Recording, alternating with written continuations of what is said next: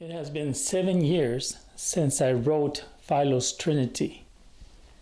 This little book here has taken me on a very interesting journey. When my book first came out, it was met with a little resistance, which I was surprised because I don't think nobody was really interested in the Trinity, because this is what you see in all the churches. They profess a Trinity, but don't really teach it and explain it, let alone pray to a Trinity. That never happens. So I was surprised with a little resistance that came from a group of guys, you know, and you can find this information on the internet. To this day, one can find a rebuttal to R. Uresti's Philo Trinity on the internet. Uresti engaged in one long strawman argument in this entire work. He based his strawman claim on the fact that I did not provide the classical Trinity definition.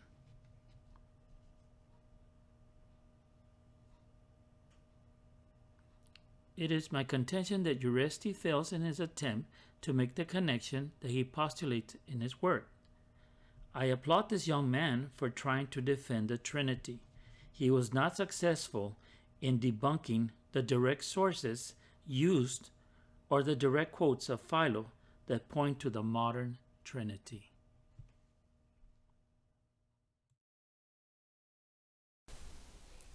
But let's continue.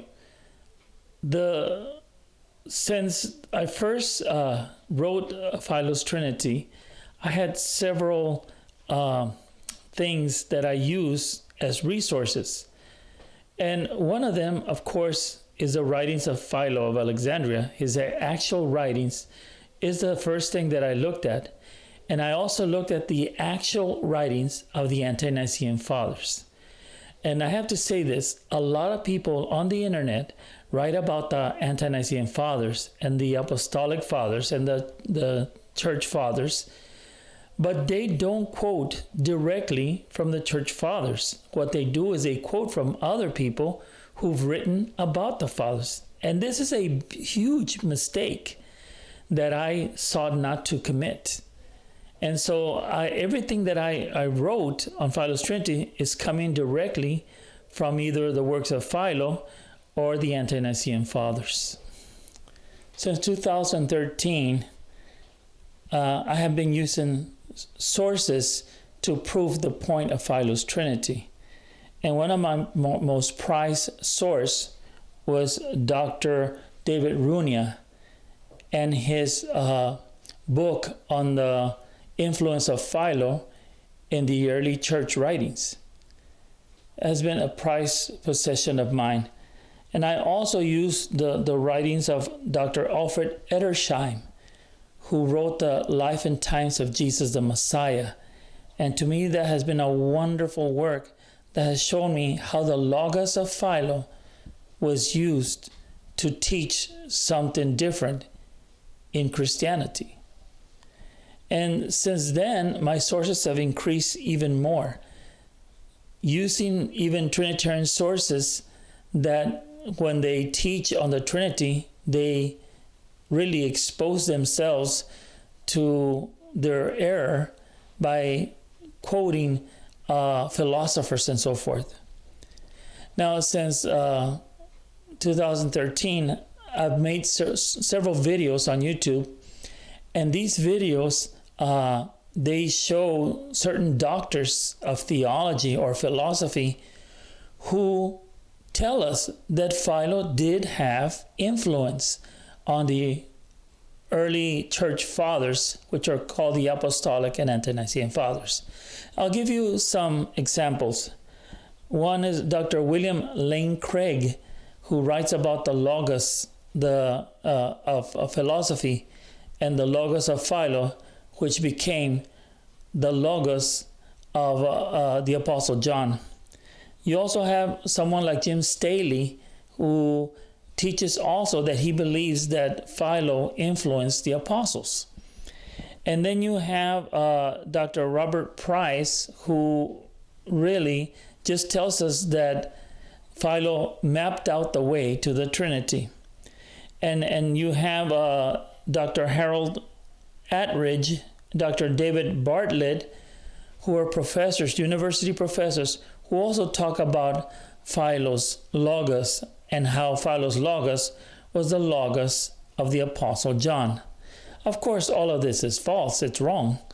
But nonetheless, I include them in my talks and in my videos to show you how many people do believe that Philo had much to do with the Trinity and the early development of the Trinity.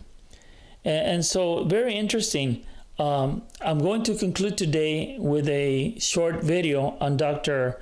Ramelli, who is a very strong source for me today, because Dr. Ramelli spells out exactly how much influence Philo had.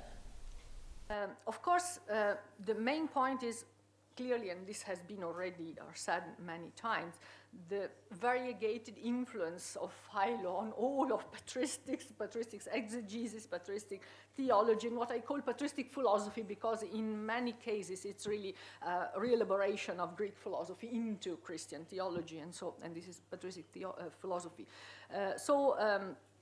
There's plenty, of course, to say, and has already been studied in Clement, especially in Origen, Eusebius mainly, and of course Gregory of Nyssa, which is very, very important, Ambrose and Jerome and Augustine, and also a very important point I hope to develop a little bit is the relationship between Philo, Jewish binitarianism, and Christian binitarianism and Trinitarian theology. The theology of the Logos and how it relates to Trinitarian theology, Jewish binitarianism as developed in Philo, and the latter, what followed in this. So it's very important. The main thing I would like to say about Origen, and then we get into my theme today, is that I have thoroughly demonstrated elsewhere that Origen tends expressly to, and I think this is key, to refer to Philo as a predecessor precisely in points that are crucial to his own scriptural allegorical method. I think this is methodologically very, very important. I think I have demonstrated this thoroughly. And so this strongly suggests that Philo was Origen's main inspirer for the very technique of philosophical allegories of scripture, which was so fundamental in Origen and was already fundamental in Philo. And so that Origen both was well aware of this and acknowledged his depth fully. And so this is just a methodological remark that then will be developed more fully in the written part. But today, as much as we can, I shall concentrate on the matter of theology, so on the influence of Philo on patristic theology, and especially what I call, or that I would like to call, the dialectics of apophatic theology. I will try to explain this a little bit. And also, if we have some time, we'll see.